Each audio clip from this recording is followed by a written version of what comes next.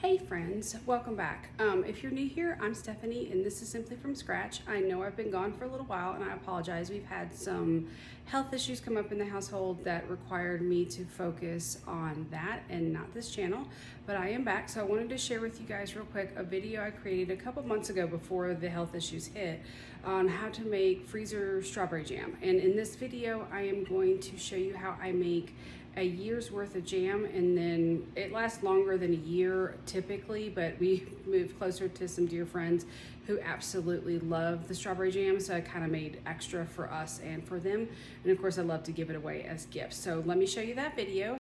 So for making strawberry jam, you need obviously your strawberries, Sure-Jell, a food processor, any size will work.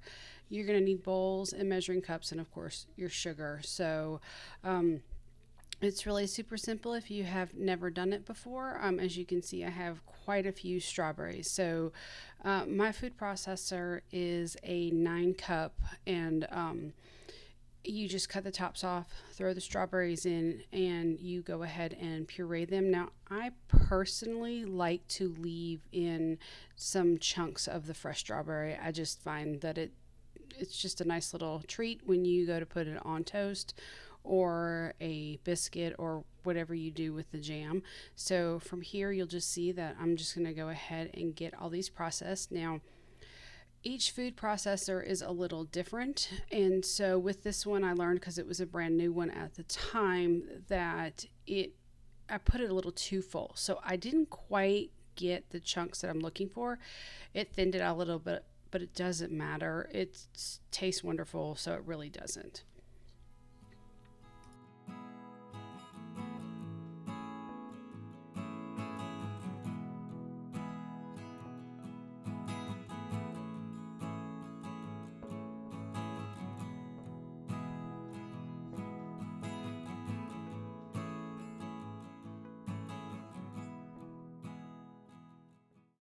Okay, so once I have the strawberries pureed to where I like them, I'm going to measure them out and then put them into a bowl where I've already measured out the sugar. You're going to follow the directions on the Sure-Jell package. You definitely want to follow the exact measurements on the sugar and the strawberries in order to make sure that the pectin does set. Now, I will do something slightly different. As you can see, they're nice and pureed.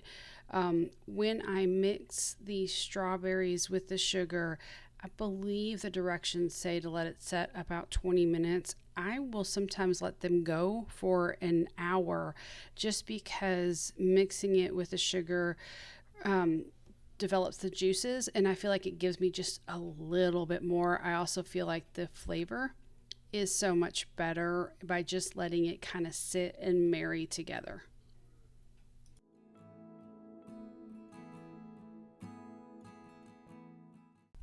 Once you add in the strawberries with the sugar, it's going to seem as if they're not going to mix real well together because it is 4 cups of sugar to only 2 cups of pureed strawberries, but just keep working it. It will all incorporate together, and then of course the juices will begin to develop as it sits there. This is why I let it sit for about an hour. I just have found that it's better.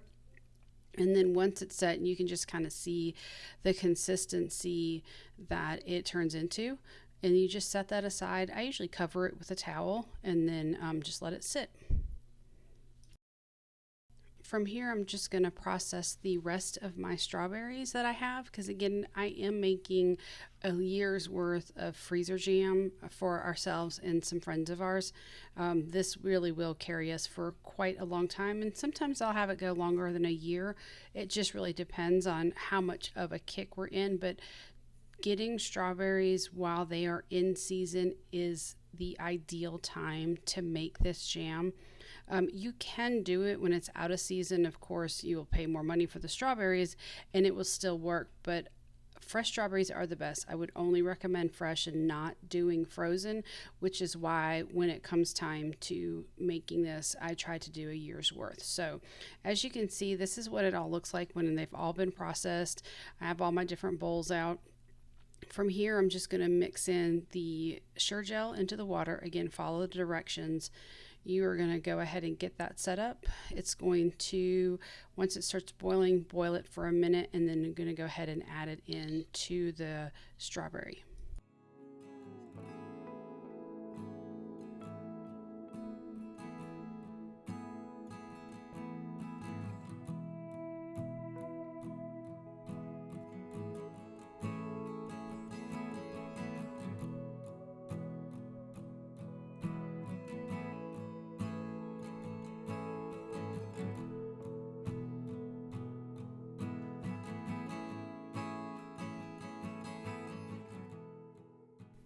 All right, so once that pectin has been done cooking for a minute, I'm going to go ahead and pour it into my sugar and strawberry mixture. I usually do a quick stir before I do, just to make sure there's nothing at the bottom.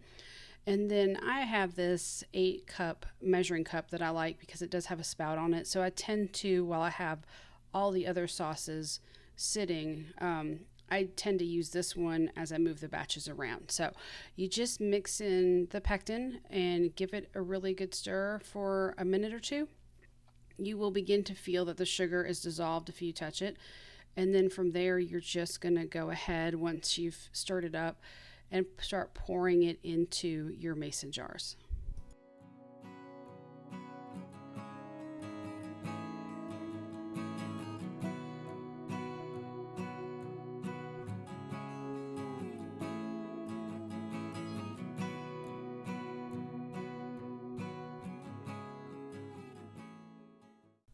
And from here, I already had my mason jars sterilized and ready to go.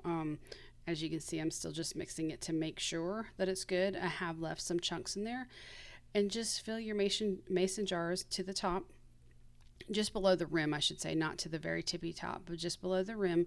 And then you are just going to go ahead and put on your lids, and then you let this sit on the counter for 24 hours before you put it in the freezer. This ensures that the pectin has set.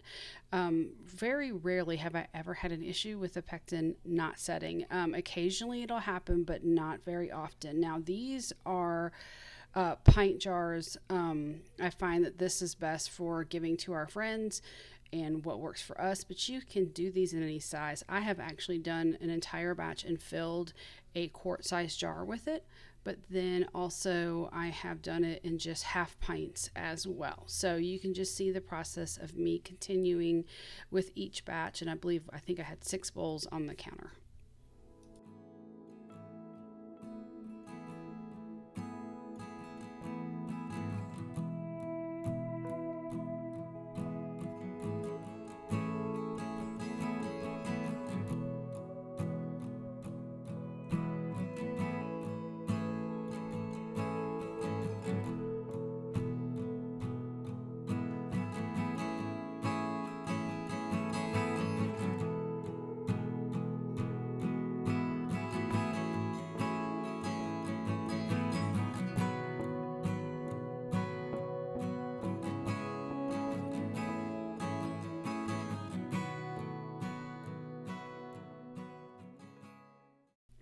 As you can see, I'm just finishing filling up the jars.